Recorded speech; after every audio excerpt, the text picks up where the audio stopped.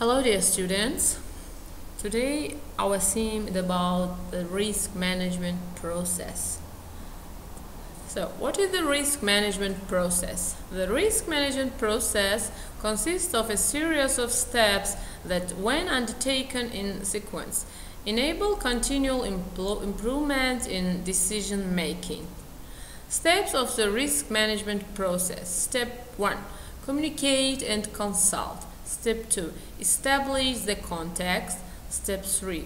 Identify the risks. Step 4. Analyze the risks. Step 5. Evaluate the risks. Step 6. Treat the risks. And step 7. Monitor and review. Here you may see the monitor and review of the risk management. So step 1. Communicate and consult. Communication and consultation aims to identify who should be involved in assessment of risk, including identification, analysis, and evaluation. And it should engage those who will be involved in the treatment, monitoring, and review of risk. As such, communication and consultation will be reflected in each step of the process described here.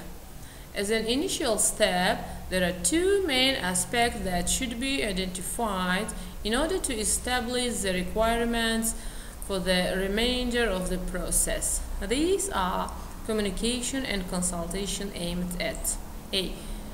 Eliciting risk information, and B. Managing stakeholder receptions for management of risk. A. Eliciting risk information. Communication and consultation may occur within the organization or between the organization and its stakeholders. It's very rare that only one person will hold all the information needed to identify the risks to a business or even to an activity or project. It's therefore important to identify the range of stakeholders who will assist in making this information complete. B. Managing stakeholder perceptions for management of risk. So there are tips for effective communication and consultation. Determine at the outset whether a communication strategy and/or plan is required. Determine the best method or media for communication and consultation. The significance or complexity of the issue or activity in question can be used as a guide as to how much communication and consultation is required. The more complex and significant to the organization, the more detailed and comprehensive the requirement. Step 2. Establish the context. Provides a 5-step process to assist the establishing the context within which risk will be identified. So the first, establish the internal context. The second, establish the external context. The third, establish the risk management context. The fourth, develop those criteria. And the fifth, define the structure for risk analysis. So establish the internal context. As previously discussed, risk is the chance of something happening that will impact on objectives. As such, the objectives and goals of a business, project, or activity must be identified to ensure that all significant risks are understood. This ensures that risk decisions always support the broader goals and objectives of the business. This approach encourages long-term and strategic thinking. In establishing the internal context, the business owner may also ask themselves the following questions. Is there an internal culture that needs to be considered? For example, are staff resistant to change? Is there a professional culture that might create unnecessary risks for the business? And what staff groups are present? And what capabilities does the business have in terms of people, systems, process, equipment, and other resources. Second, establish the external context. This step defines the overall environment in which a business operates and includes an understanding of the clients or customers' perceptions of the business. An analysis of these factors will identify the strengths, weaknesses, opportunities, and threats to the business in the external environment.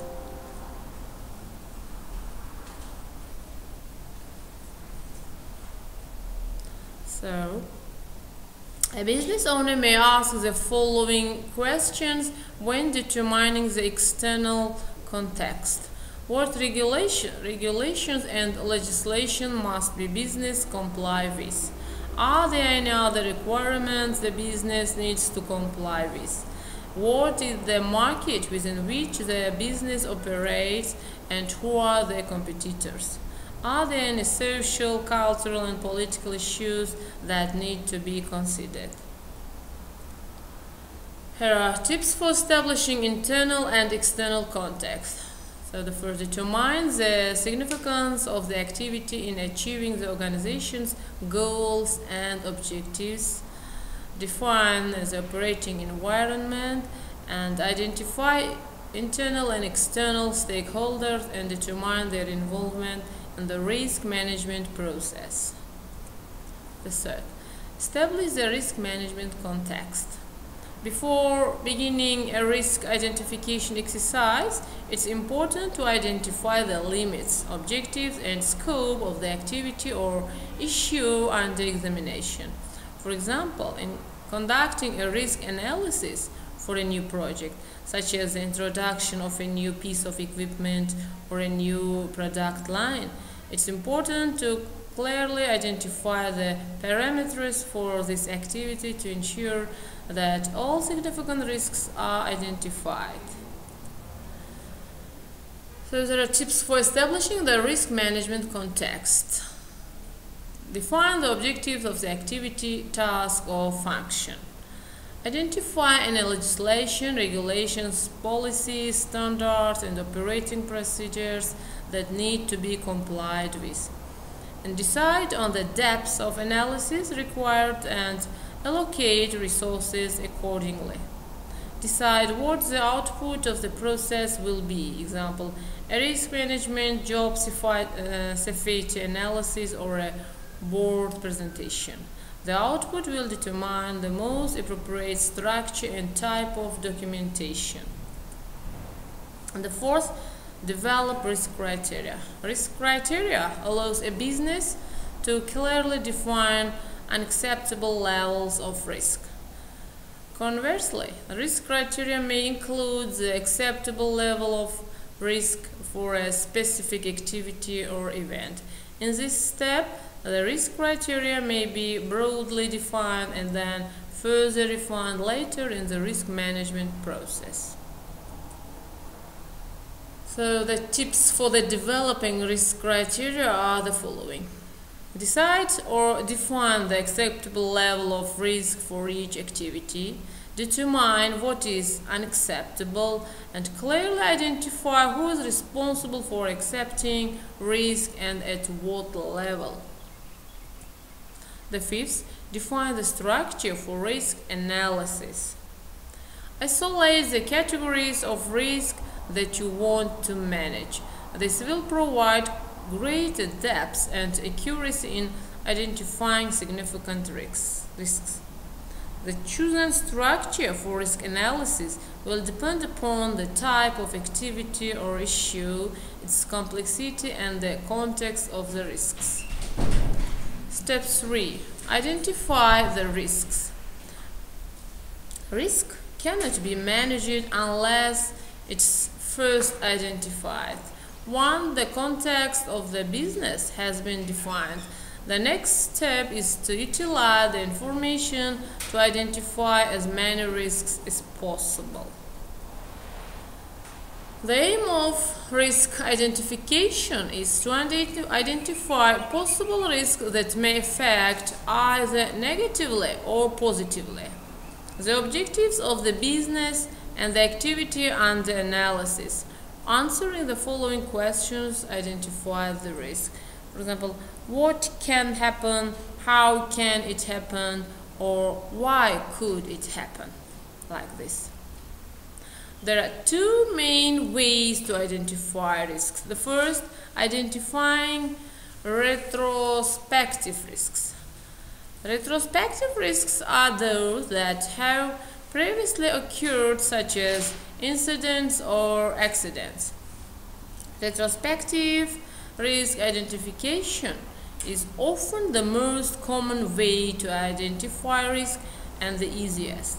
It's easier to believe something if it has happened before. It's also easier to quantitate its impact and to see the damage it has caused. There are many sources of information about retrospective risk. These include hazard or incident logs or registers, audit reports, customer complaints, accreditation documents and reports, past staff or client surveys, and newspapers or professional media such as journals or websites. And the second, identifying prospective risks. Prospective risks are often hardly to identify. There are things that have not yet happened, but might happen sometime in the future. Identification should include all risks, whether or not they are currently being managed. The rationale here is to record all significant risks and to monitor or review the effectiveness of their control. Here are the methods of identifying prospective risks include brainstorming with staff or external stakeholders, researching the economic, political, legislative, and operating environment, conducting interviews with relevant people and organizations, undertaking surveys to staff or clients to identify anticipated issues or problems, flow charting a process, and the last one, reviewing system design or preparing system analysis techniques. Tips for effective risk identification. Select a risk identification methodology appropriate to the type of risk and the nature of the activity, and involve the right people in risk identification activities, and take a life cycle approach to risk identification and determine how risks change and evolve throughout this cycle.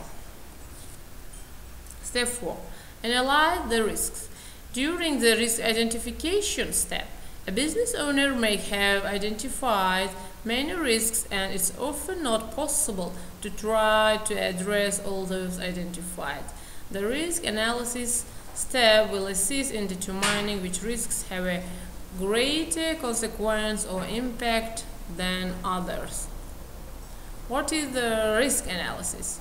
Risk analysis involves combining the possible consequences or impact of an event with the likelihood of that event occurring. The result is the level of the risk. And here are some elements of risk analysis. The elements of risk analysis are as follows. And there are some types of analysis. There are 3 categories of types of analysis can be used to determine level of risk. They are qualitative, semi-quantitative, and quantitative. And here you may read tips for effective risk analysis. Risk analysis is usually done in the context of existing controls and takes the time to identify them. And the step 5, evaluate the risk. Risk evaluation involves comparing the level of risk found during the analysis process with previously established risk criteria and deciding whether this risk requires treatment. And here is risk acceptance. A risk may be accepted for the following reasons, as you see. And step 4, treat the risk.